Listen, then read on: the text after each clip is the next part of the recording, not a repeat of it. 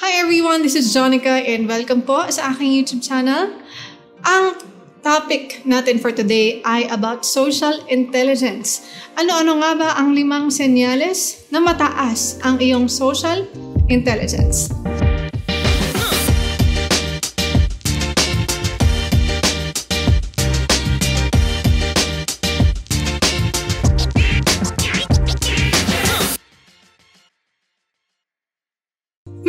Iba't ibang klase ng intelligence ang isang tao. Meron tayong tinatawag na IQ or Intelligent Quotient. And dito sinusukat yung ability ng isang tao na gamitin yung utak niya, yung mga brain cells niya para ma-solve ang isang problema or yung ability niya to analyze a situation in a logical, creative, or practical manner. Meron din naman tayong tinatawag na emotional intelligence and ito yung ability ng isang tao na maintindihan at maikontrol ang emotions niya or ang ibang tao.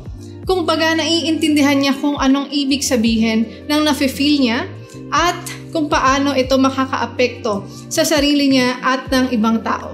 Ang social intelligence naman, ito yung abilidad ng isang tao na maintindihan hindi lang emotions ng isang tao, pati na rin ang behavior ng isang tao. So, pag mataas ang social intelligence mo, ibig sabihin magaling ka makiramdam or nasisense mo kaagad kung anong nararamdaman, iniisip at yung ugali ng isang tao. And pag mataas ang iyong social intelligence, madali kang makakuha ng tiwala or respeto mula sa ibang tao. At dahil marunong ka makisalamuha at marunong kang makisama. Pag mababa naman ang social intelligence mo, mahirapan kang makipagkapwa-tao, hirap kang makipag-socialize, especially sa large crowds. Pag may mga occasions or event at na maraming tao, nahirapan kang makipag-usap sa iba. Lalo na kung di mo ka-close. At syempre dahil dyan, nahihirapan yung ibang tao na pagkatiwalaan ka agad. I-value ka as a person or even bigyan ka ng respeto na gusto mo. Mahirapan silang i-approach ka kasi parang hindi ka approachable. Ayan. So, ano-ano nga ba ang senyales na mataas ang social intelligence mo? Number 1 is you read between the lines. Madali kang makagets ng mga non-verbal cues and madali mong mapakiramdaman kung ano ang nafe-feel ng isang tao kahit hindi niya ito sabihin sa'yo. So for example, nararamdaman mo kung ayaw na ng isang tao yung topic or hindi na siya masaya sa pinagsasabi mo, kung uncomfortable na siya with the conversation, or kung may pinagdadaanan siyang problema as of the moment. Or sabihin natin, masama pakiramdam niya or natatais siya. Alam mo base sa kanyang body language, facial expressions, or through eye contact. You analyze and observe those. And madalas mong bigyan ng attention yung pananalita niya, how loud they talk, how soft they talk, what makes them smile or what makes them laugh. And syempre, ina-analyze mo yun to connect with the person better. And number 2, people easily trust you. Kumbaga, madaling makipagpalagayan ng loob sa'yo. Marunong kang makisama, masaya kang kasama, kung baga hindi ka pangit ka bonding, di ba? Kahit kakakilala mo pa lang sa tao, madalas silang sabihin sa'yo na, ay, parang ang tagal na natin magkakilala or parang 10 years na tayo magkakilala. And gustong-gusto nilang kasama ka dahil komportable sila sa'yo at palagi mong pinapagaan ang loob niya.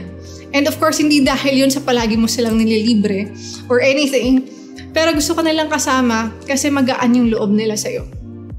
Number 3 is you don't judge people right away. That's why madali kang pagkatiwalaan ng mga tao. And they share their stories to you and they share their secrets to you. Kasi alam nilang hindi mo sila huhusgahan. Mahaba ang pasensya mo sa mga tao dahil naiintindihan mo yung ugali ng isang tao ay dahil sa maraming dahilan. Pwedeng alam mong they experience childhood trauma or alam mong meron siyang health condition or alam mong strong lang personality niya or baka, di ba, alam mong nausog lang siya. So, something like that. And number 4 is marunong kang makinig. Yung mga taong may high social intelligence, palaging curious yan sa kung anong opinion ng ibang tao, anong perspective ng ibang tao. Kasi gusto nilang iniintindi or iniisip nila kung anong matututunan nila sa mga opinion na yun. They listen to understand rather than just reply. Maraming tao ang nakikipag-usap para lang masabi yung gusto nilang sabihin.